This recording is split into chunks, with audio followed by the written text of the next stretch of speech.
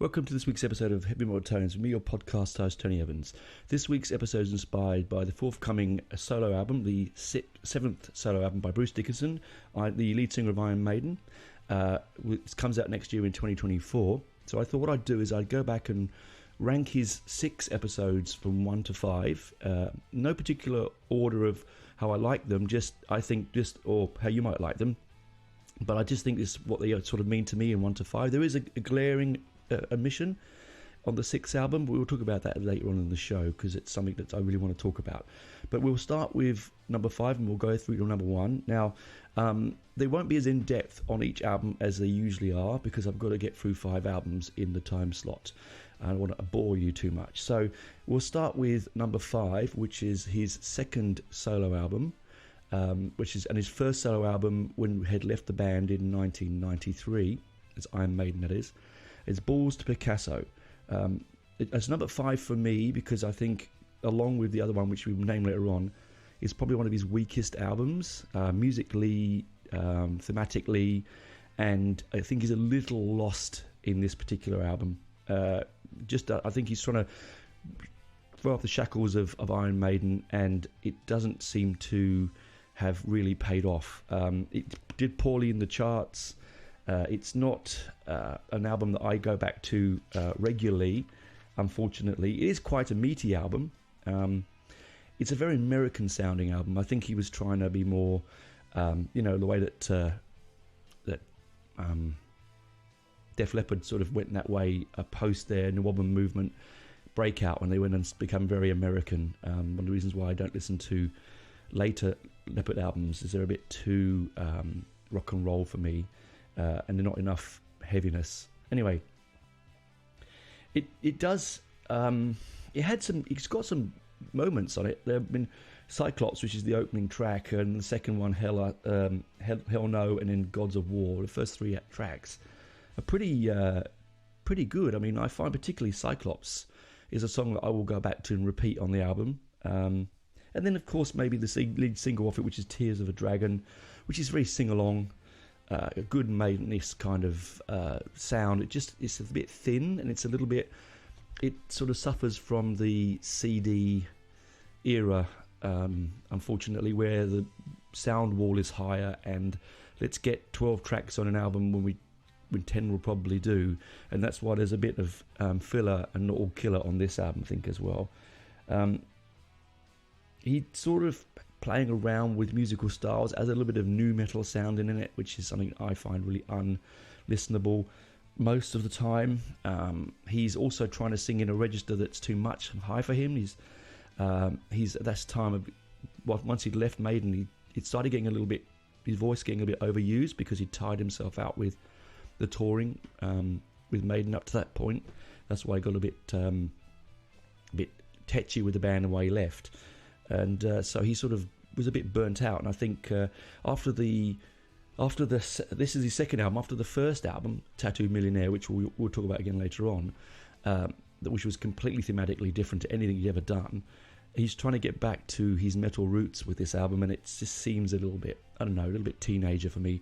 I think the 5 albums that I'm going to talk about do sound like a young man growing out of, like, leaving home. Really does, but it's like Maiden is his home, and he's left home, and he's making a start, and it just feels, I don't know, a little bit like I went and bought it when it came out, and I played it a handful of times. I don't really go back to it. If someone asks me what they think of what albums would you choose for Bruce Dickinson solo albums, this wouldn't be one of them. That's why it's in at number 5. But again, it's all taste, it's all relevant. This top 5 list actually is also co-produced in the list by Matt, my good friend Matt. We both talked about our top 5, and we exactly the same. It was in exactly the same order and for exactly the same reason, which I thought was really, really fascinating, actually. Great minds think alike. Hey, Matt. The album cover, again, also is a little bit, because Maiden never really put the band on the front, was always driven by Eddie, and the first 2 albums, Tattoo Millionaire and this one, have him on the front, and I know he's a sexy looking man, but the albums themselves, apart from Tattoo Millionaire, I think Balls to Picasso is a bit, I don't know, it's a bit last minute. It was the biggest budget of the solo albums it was bigger budgeted than Tattoo Millionaire, which was only recorded in 2 weeks. So I had more time for this one, but it's still, I think it feels like it's been overproduced and underthought. And I don't think he plays any of the stuff from it. Maybe I think he does occasionally play Tears of a Dragon in his solo work, but I think mainly more his later stuff from his later solo albums. So that's number 5, Balls to Picasso. Right now, in at number 4 comes Tyranny of Souls, released in 2005. Well, he was back with Iron Maiden.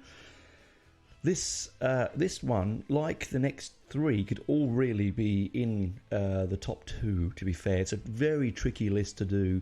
There's 2 albums that I absolutely don't like, and you know I've just mentioned one of them, really, and one we won't name until later on in the show. Those are keen listeners and know his catalogue or know the album I'm going to talk about, I'm sure, because you'll work it out by the time I get there. But Tyranny of Souls, 2005. Now, it's the cover of the album is, again, we move away from pictures of Bruce and we get some artwork, which we do love. We made albums and Brucey stuff. And it's it is, now I wrote this down, Earthly Vanity and Divine by Klaus Melming. It looks like something done by Holbein or something. It's his first album since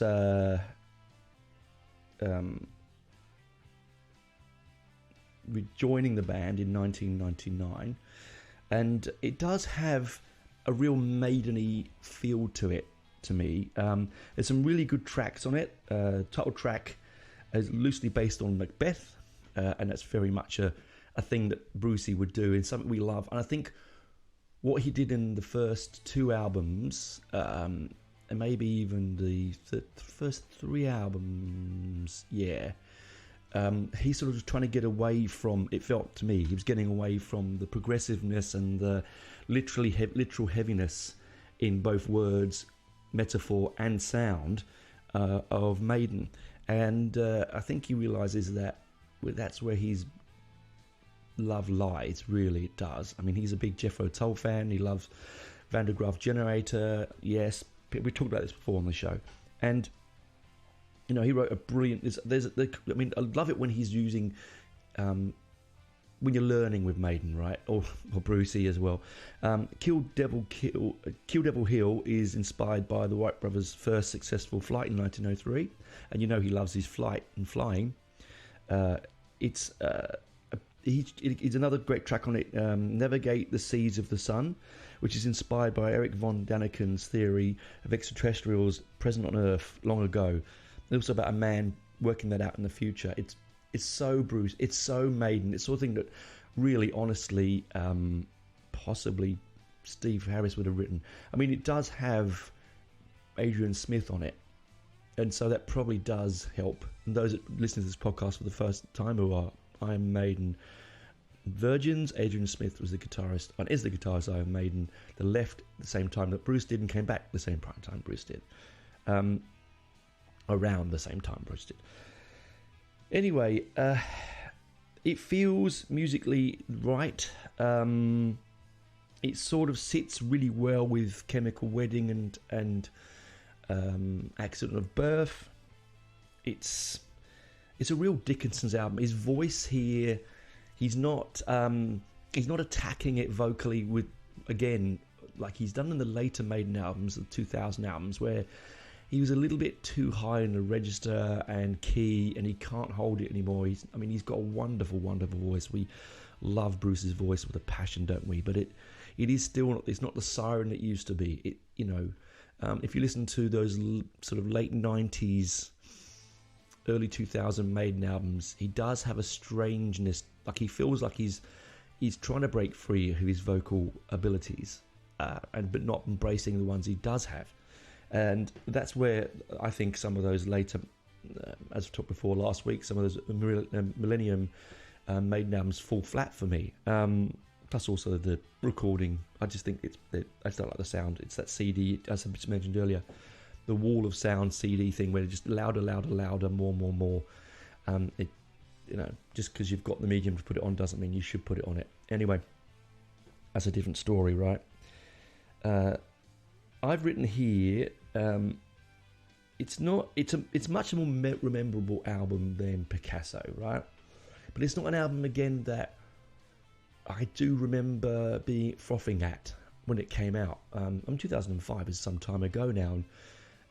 My kids were quite young, and we just moved to Australia. I think about been here 7 years or so far away from the scene, and been very excited when it came out because it was it was a Brucey album. Wow, it's Dickinson. Let's get it. Love the artwork. Really, to be honest, I really like the singles off of it.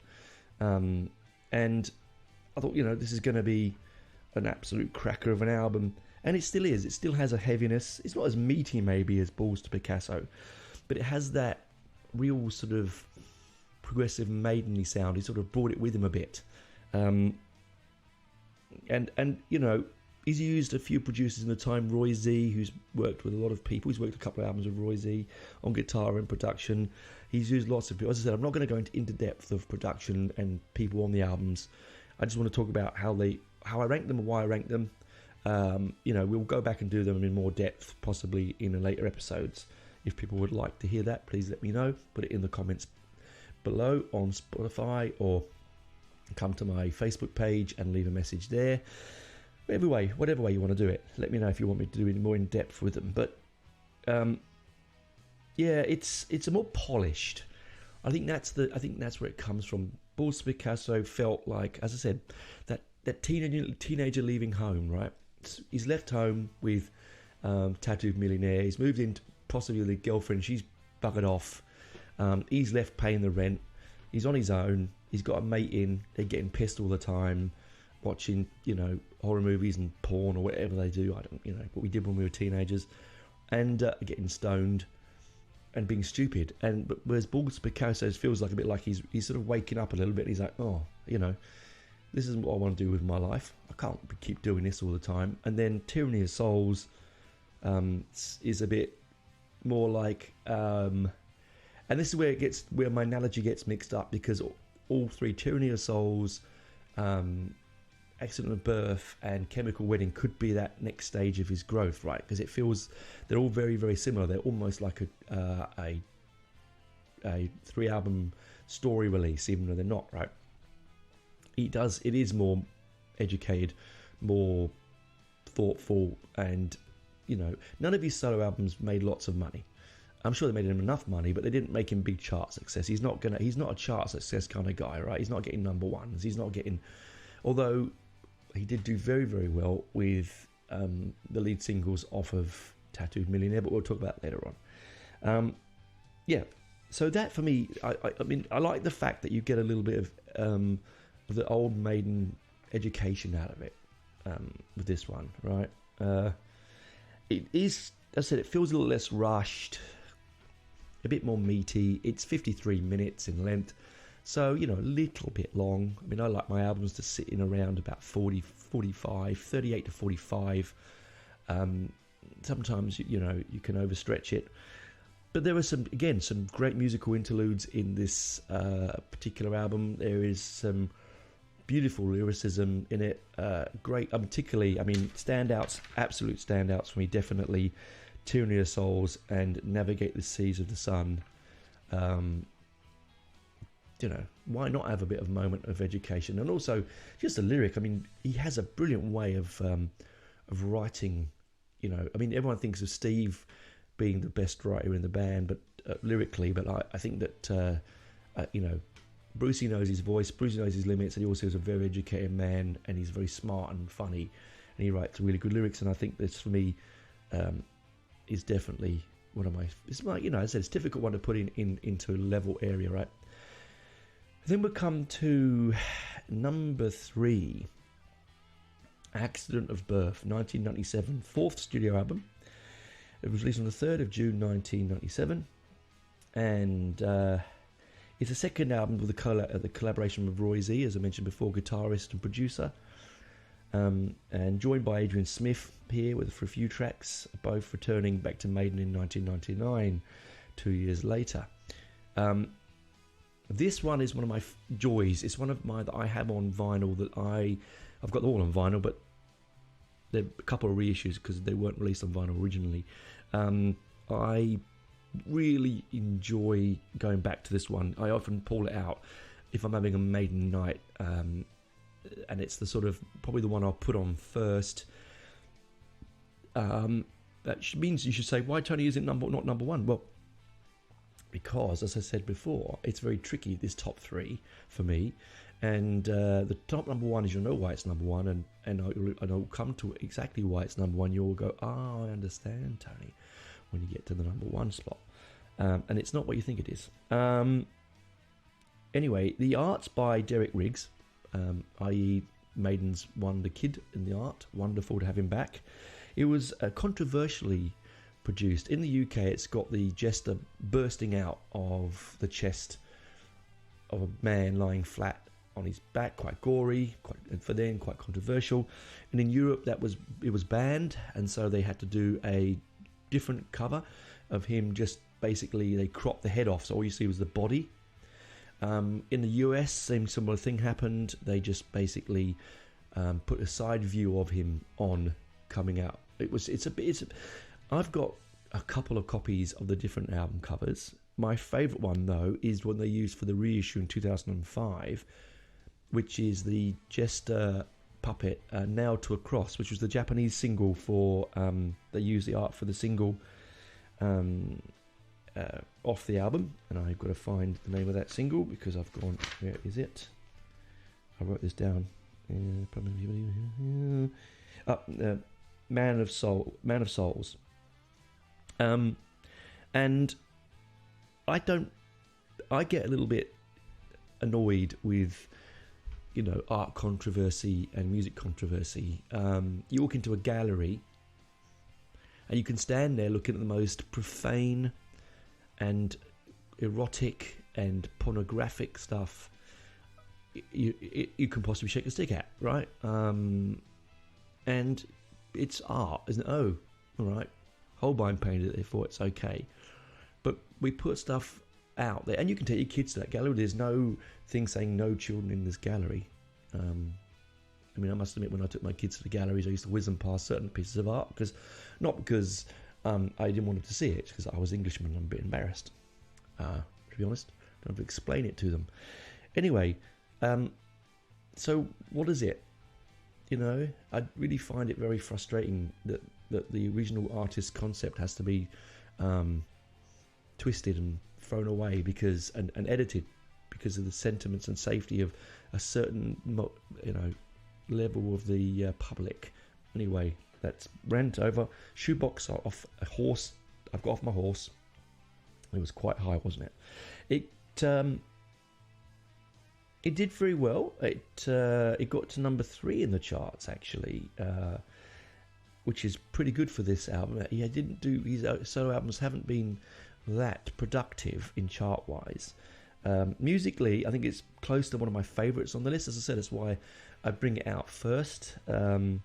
It's infectious, like the guitar parts in Star Children. I've written they're a juggernaut. And Bruce knows how to bring a bloody catchy number out. He can really knows how to get that sing-along going. And Star Children, for me, is the standout sing-along part of the album. It really, really is. Its tonal balance is a little hot for me. Sometimes it's a little flat, if that's what I'm trying to say. It's got a very progressive tone, which is what I absolutely love. Right, its concepts, its stories, like the title track, "Accident of Birth." What a brilliant concept! It's about a family in hell itself, who have a baby accidentally, a love child, or what my dad used to call beer baby, and which is sadly what my dad used to call me. Anyway, actually, my older brother used to call me beer baby more than dad. And that child leaves hell, and then they're trying to get him back. They're trying to get him back into hell to join the family again, but he's going, "I'm not going back there. You're horrible, and it's hell." And it's songs like lyric like "Opening the Gate" and inviting him in. It's just brilliant. I think, where was he going with that one? I mean, what part of his life did that happen? That was just a wonderful, delicious story for me. Tracks like Freak, Star Child, Dark Side of Aquarius, Man of Souls, The Magician. They're just absolutely just brilliant, brilliant tracks for me. And 1 second, what have I done? Oh yes, pressing the wrong button. I meant Man of Sorrows. I keep saying Man of Souls. My bloody handwriting, and I know that song so well. It's like, just an old man moment again. Anyway, Man of Sorrows, which is the single in Japan. That's it for me. I think it's a delicious start. If you're going to play these albums in order and you go, Tony, I'm going to listen to your albums, your suggestions, and play them in order, you could, in theory, drop this to number one. Quite happily, I think.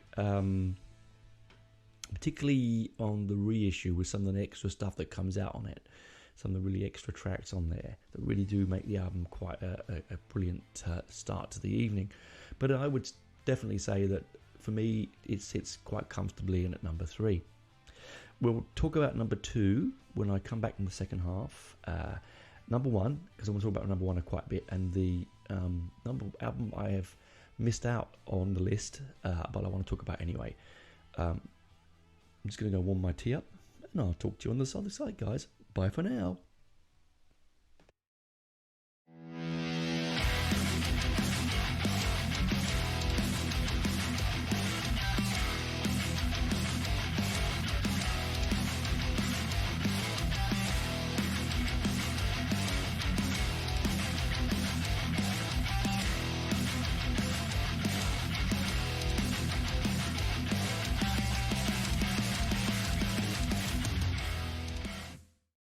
Welcome back to the show, guys, to the rundown of Bruce Dickinson's top 5 albums, Tony Evans' opinion.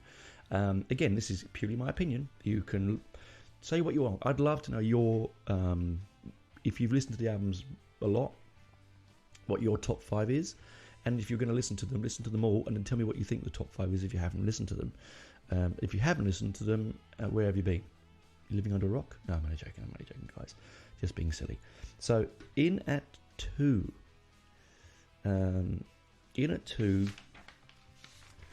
is quite comfortably Chemical Wedding. Came out in 1998, just before he returned back to Maiden. Chemical Wedding, right? Where do we start with this piece of music? This sits quite comfortably in the pantheon. This could easily be a Maiden album. Now, I think it's his most accomplished solo album. It's based on the works, poetry and art of William Blake, an 19th century painter and poet. The picture on the front, I've got a little story about this picture on the front. So on the cover art is a large picture of William Blake's painting the ghost of a flea. Now, I was going through, when I was at art college, a real Blake phase, particularly sort of around the early 90s. And this is well before he'd released this album. And I went to an exhibition of William Blake's work.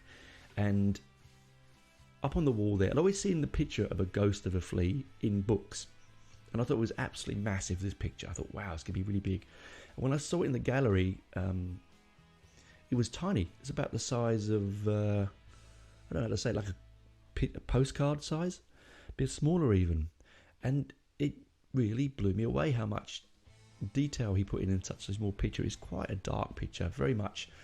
Blake's was very into his prophecies, and he's deeply religious man, and he was into cults and all sorts of things.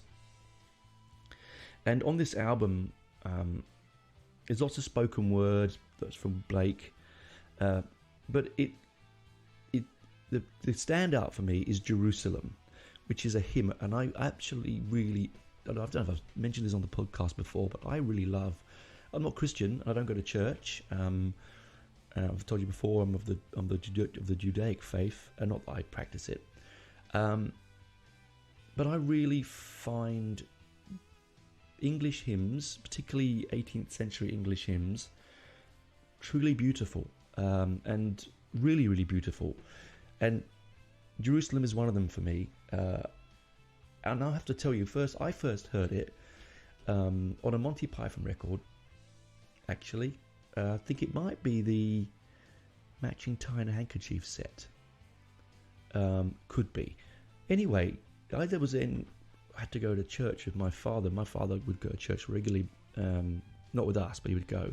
And one day we went, I don't know what for, maybe a harvest festival or something like that. And it made us go along.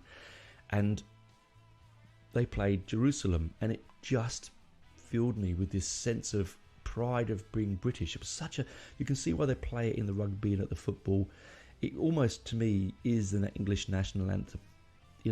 Along with, I just think it would make the best national anthem for me, along with Land of Hope and Glory, without sounding, I know it's been abducted by the skinheads and sort of racists and fascists of the world, unfortunately, but it really is a great, great song. And the lyric in Jerusalem, did those feet in ancient times walk upon England's mountains?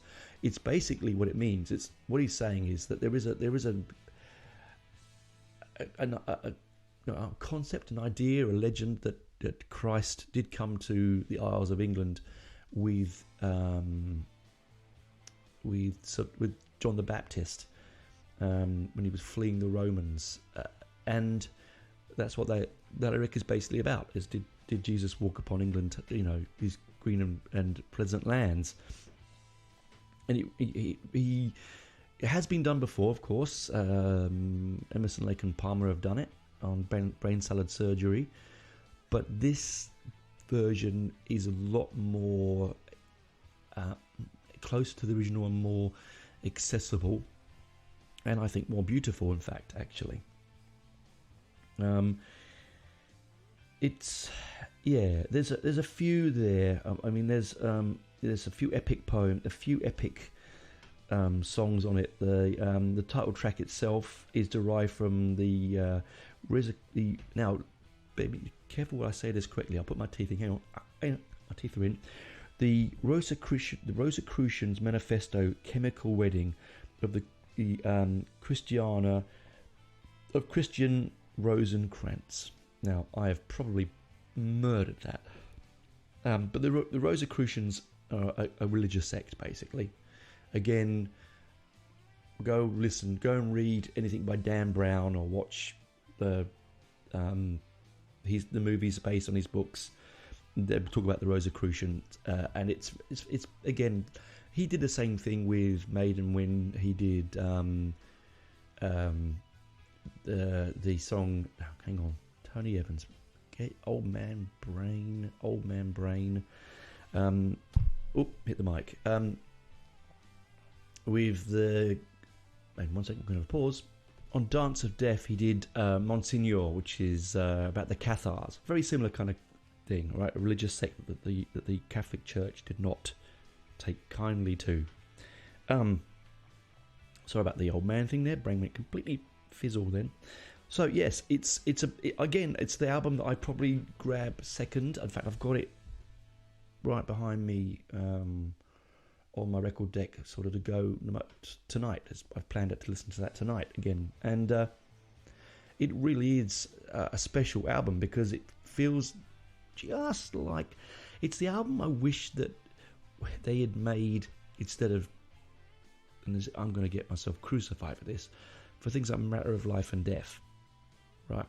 An album that's got it's got Book of Souls, it's got that written all over it. It's so textured and layered and intellectual and interesting. It was now people get confused here because Bruce wrote the script for a film called Chemical Wedding that was released in 2008. Nothing to do with the album concepts at all. It was about the resurrection of Aleister Crowley. And if you don't know who Aleister Crowley is, check him out. I've listened to my shows in the past. I've talked about him. Considered the most evil man in the world, an occultist. Obviously, we all know that the wonderful Ozzy Osbourne has written a song about him. So I don't have to talk about him anymore. We know what we know about him completely. But it does mix beautifully with the concepts that Dickinson loves. I mean, even though this album has got nothing to do with Aleister Crowley on it, it does feel it because it's got the concepts of what he said this album was about. And I've read an article about. He said that each song is sort of loosely put to, based on things like loss, fear, hatred, union, tragedy, all these sort of things that he sort of and he said that it's such a complex lyrical album that each listener, this is his words, each listener will hear something different, and that's why I'm not willing to really try and break each song down here because it's a whole episode that I'd want to talk to you about. But it is, it's you can see it's his for me one of his last hurrahs before he went back with the band. As I said, growing up like a teenager, this feels like he's leaving the squat, for instance. He's got a good job and he's moving in with a nice girl, nice boy, whatever you choose your sexual preference here, input there, ...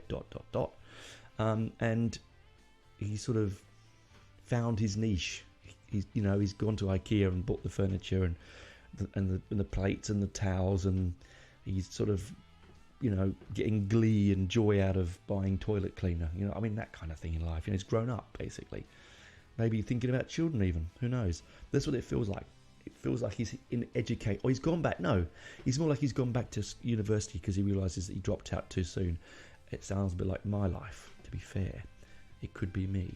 And this probably is me. That's probably why I've put him in the top 5 like that. This is how my life went, right?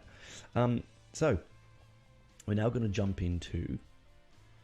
I want to give more to the album, but I really want to talk about number 1. What will it be?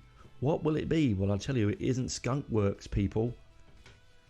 That is not the case. It's going to be Tattooed Millionaire. Now, I'm sure people are rolling their eyes and going, what do you mean, Tattooed Millionaire? Isn't that one of the weakest of his solo albums? And I'll stare down the barrel at you and say, possibly, and possibly not. Now, this is his I've left home and run away with a bin liner full of clothing album. Really. It really is. It's full of sexual innuendo. It's full of poor, almost sort of badly written biopic-y songs. It was done in a 2-week period because while he was still with Maiden, he was approached to do by a company that was making the Nightmare on Elm Street 5 movie, which is an absolute stinker of a movie, and was approached them that he would do a song for the album, and he wrote Bring Your Daughter to the Slaughter, right, which he then went on to use with Maiden and got a number 1 with it. But after recording the song, they said, oh, do you want to make an album? And he's like, Zomba Music said, you want to make an album? He's like, yeah, sounds like a good idea. And then recorded it and mixed it in 2 weeks, because at that particular time he was busy touring with Maiden, and I don't think he felt very comfortable doing solo stuff, although he was in that time having sort of issues with the band. Been together so long, it's sort of a lover's tiff, you know what I mean? And he released Tattooed Millionaire. Now, I and myself and Matt, as I mentioned earlier, both think this is number 1, and I'll tell you why we both think it's number 1. We both think it's number 1, like I'm going to say to 99% of these listeners of this program who've got this album, who are of my age and my generation. It's because what it means to us.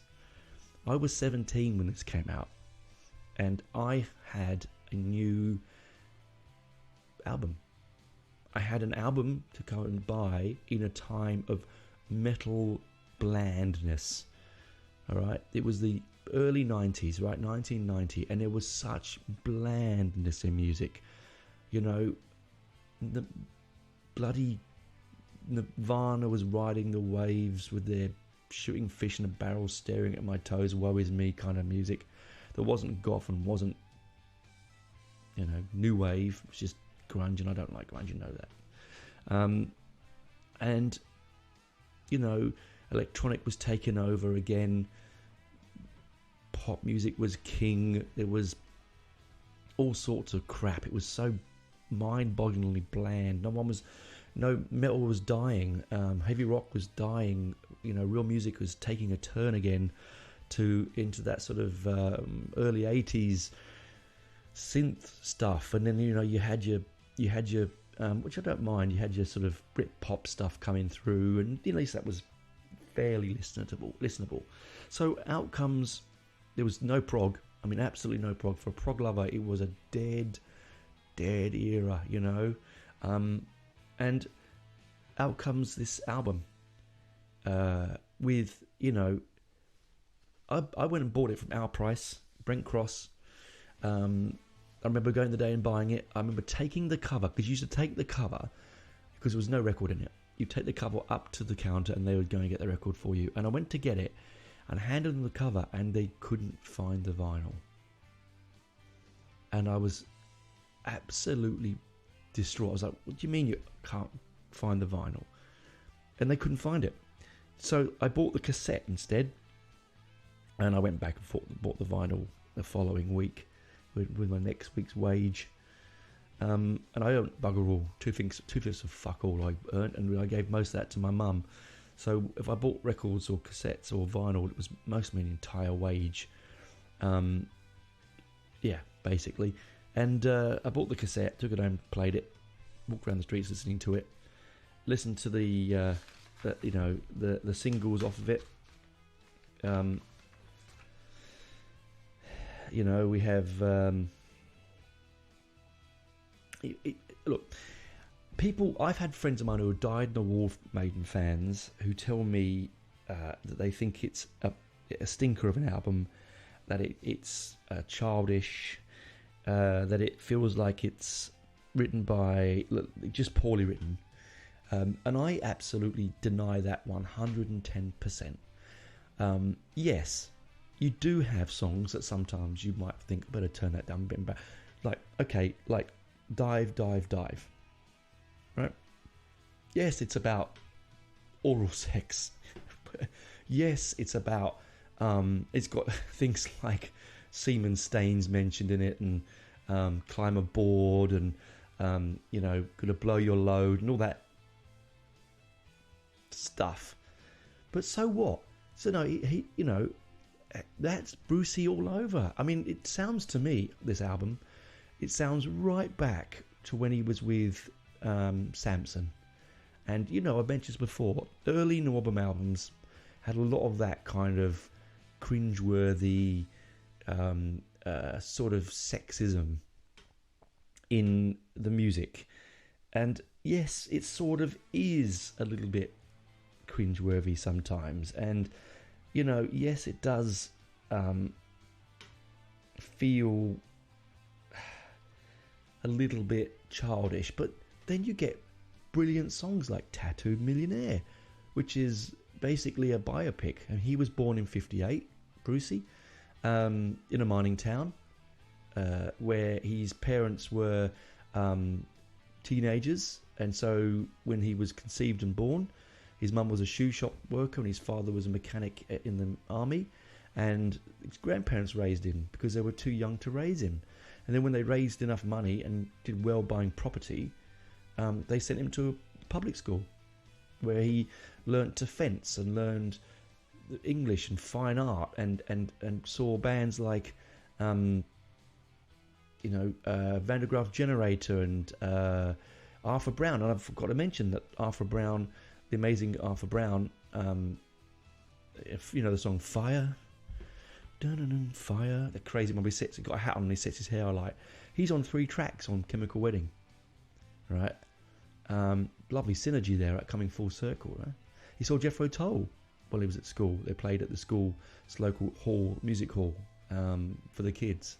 He was in a band in school that was inspired by them. And so, he's come out and he's telling the world on his first solo album, this is what he could have come out and been he could have done Chemical Wedding, he could have done Accident of Birth, he could have done Balls to Picasso, he could have done all those. Tyranny of Souls as his first solo album, but no, he wanted to come out and have fun. It was a bit of throwaway music, produced in 2 weeks, when most Maiden albums were produced over months and months and months. Mixture of new musicians he's never played with.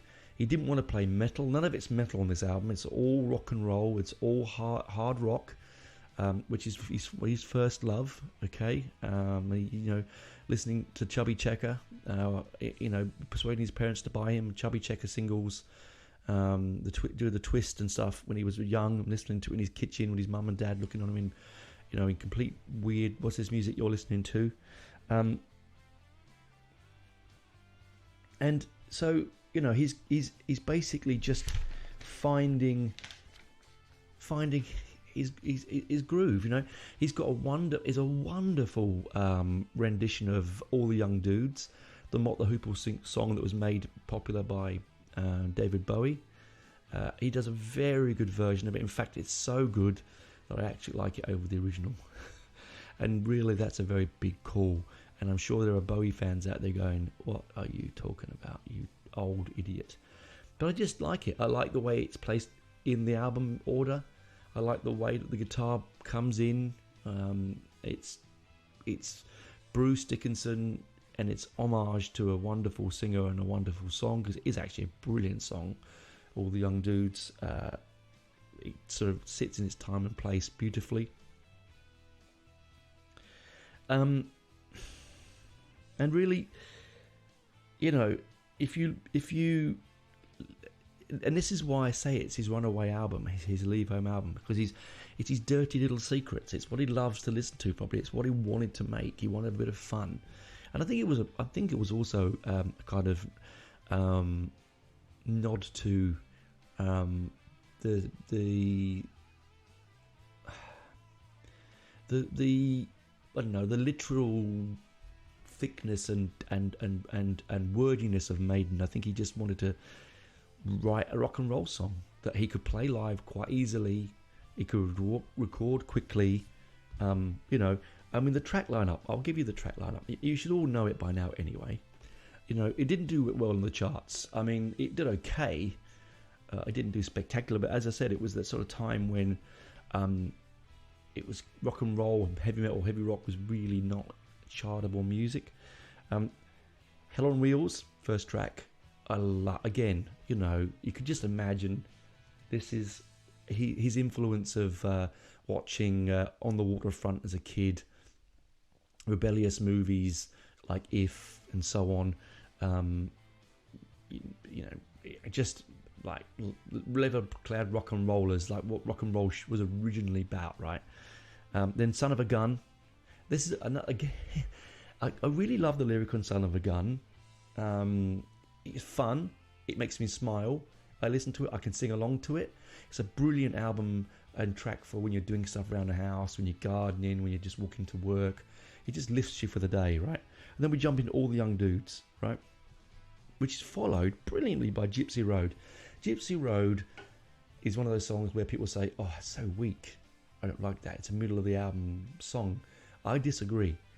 I think the way the guitar works on this, I think this is Roy Z again on this, and it's just got this lovely laconic kind of softness to its rock and roll. And then Tattoo Millionaire, the leading single, which again I think is a brilliant. It's him saying, "I don't feel comfortable. I'm not comfortable with this business, right? I could have fenced for England. I like literature and warplanes and flying and RAF stuff, because his family, but he's only one generation away from the war, and his grandfather would have like mine, fought in the war. His father wasn't far away from that sort of thing either. The Great War, anyway. It's the First and Second World War. And then you've got Born in '58, which is the biopic song. Okay, about born in a mining town in '58 when black and white records were up to date. Sorry, black and white TV was up to date. You know, and then we go from that right to a bit of real fun. Right, we've had some fun with we've been laconic. We've had fun at the beginning with Hell on Wheels. And then Zulu Lulu. I just love the way it goes. Zulu Lulu. Woo! It's just, again, why not? Why not let your hair down, Brucey, and have a little bit of a party, right? Can't always be so bloody serious. And then we come to Dive, Dive, Dive, which is, okay, 2 songs on the album that my good friend Dave, big Iron Maiden fan, really dislikes. And look, I can see where this album would be politically incorrect now, but what's wrong with just being a teenage fun? And it is teenage fun, right? So I've talked about it before. It is basically about oral sex, you know, dive, dive, dive, semen stains, go down below, you know, all that stuff, waiting to discharge, all that, you know, tight panted, rock and roll, groupie stuff, right? Why not, you know? And then you get No Lies, which is it changes tempo, which is another just right. No lies, no angels, no heaven. It's, you know, just saying that everything it's all in your head basically, and also saying I don't know what his marital state was like then. I'm not looking to his. I have to look into his biography again, but he may have been going through something, and it just feels like he's having a bit of fun with this one, trying to be a little bit smart with the lyric, but it's just, again, a great piece of, it feels Americana. The album does have an Americana feel to it, and when I say that, I mean it could sit quite comfortably in a Lynyrd Skynyrd, Def Leppard-y thing of the time. It is a real album of its time. Is it dated? Possibly. Do I care? Do I fuck? No. If that's the case, it dates me and I don't care, because I just like Matt, like a lot of people, it's just a point in time where you go, fuck, I was fucking happy then. It was just great, you know. Every other day, every other week, there was something to listen, something to find. I was learning and finding new stuff all the time, and it was a brilliant time of my life. And then we get to the last song on the track, Licking the Gun. Now, Licking the Gun is only short. Again, it can only be oral sex, my friends. Whereas Dive, Dive, Dive is man on woman. Licking the Gun is obviously the other way around. Not as obviously lyrically offensive, if you want to take it that way. I don't think it's an offensive at all. But, you know, lyrics are licking gun, ficking licking good, you know. I mean, I don't know whether you could write that now. Sorry, I just scratched my ear. Oh, these headphones make my ears a little bit hot. I don't think you could write that now. Well, you probably could. And it's Bruce, he could probably get away with it. But I think he's aged enough not to do things like that anymore.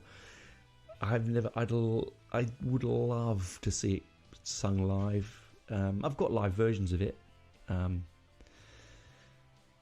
it's a classic, isn't it? I mean, come on, why not? As I said, it's that teenage album. It's the runaway plastic bag full of clothes, a sandwich that you've made quickly, some beer money, and maybe some money for a ticket, a train to get away. You know, you've had enough of your dad's bullshit. Mum's just cowering in dad's drunken shadow, and you think, I'm just going. And I've talked about this before, we'll bring it down, but it's how my brother left home, and it's something, and probably why my brother left home, and I haven't seen him for 40 years, and I think it's 40 years. It keeps changing, but I was 10 turning 11, so yeah, it's 39 years. Anyway, doesn't matter. I think that's why I quite like this album, because he was brave enough to do what he wanted to do, whether it was the right thing or wrong thing. And I think this album says it all. It's brave enough for Bruce to do it. He could have not done it. He could have done, as I said, gone straight to Chemical Wedding. He had the ability, he had the nous and the connections, but he didn't. He went out there and had his runaway moment, his regression teenage year moment, right? And why not? Now, the album that you're thinking, right, great, Tony, that's wonderful. But what's this album that you didn't talk about? I don't know it.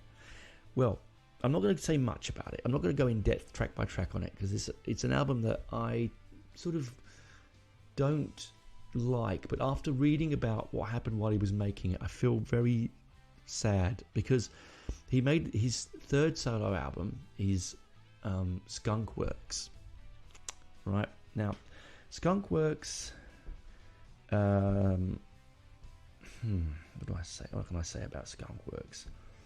So he wanted to have a new band. Now, just a band called Skunk Works. He wanted a band. He wanted to stop being just Bruce Dickinson, and he wanted to be in a band. Pardon me. And he... Let me get some tea. Sorry, guys.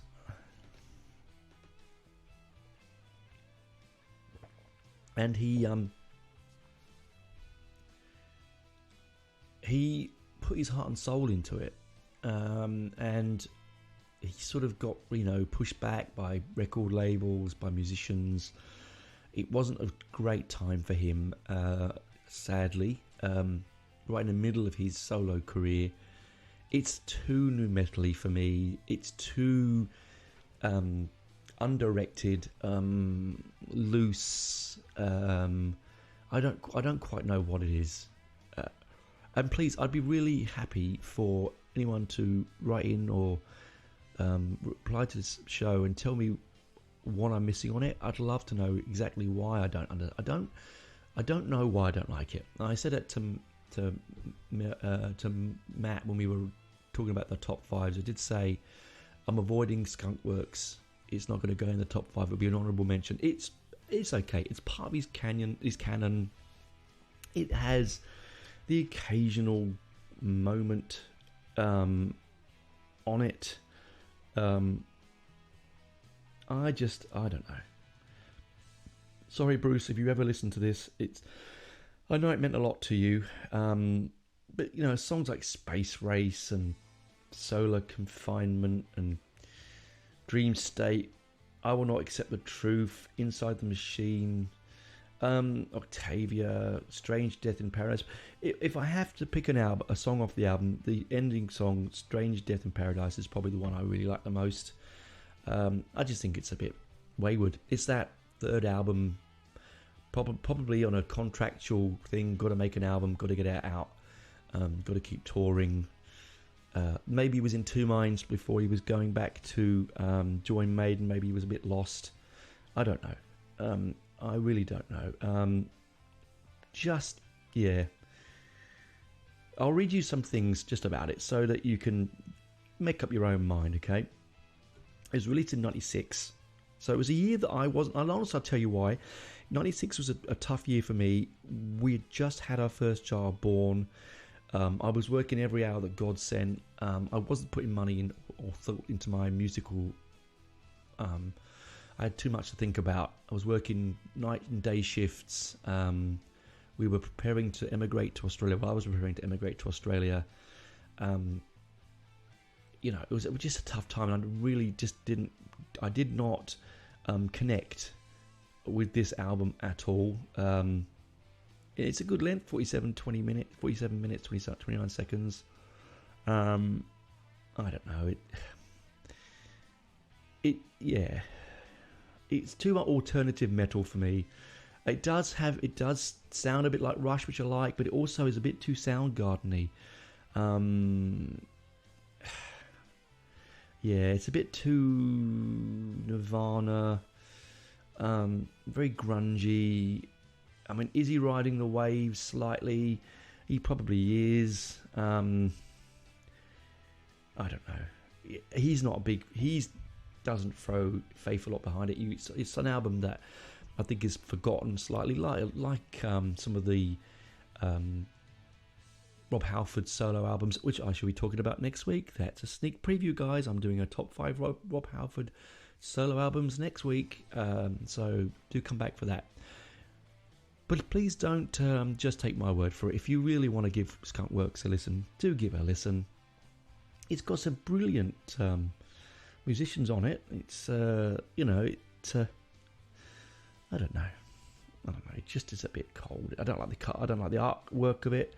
I think it's misdirected. It's poor. I'm going to say that. I love Bruce Dickinson with all my heart. Really, musically, he means a lot to me and to a lot of us. But not everything he shits is gold, guys, is it? Right? So, it is what it is. You have to be honest. I want to be honest in this program. Not everything can be like gold. Anyway, not leaving this on a negative view. That was my top 5 with my honourable mention number 6. What's yours? I'd love to know. Like I said, I had trouble with 3 through to 1. 1 was always going to be 1. Always. So maybe 3 to... The third and second spot were tricky. Very, very tricky. In fact, 4 to 2 were tricky. Because, Chemical Wedding is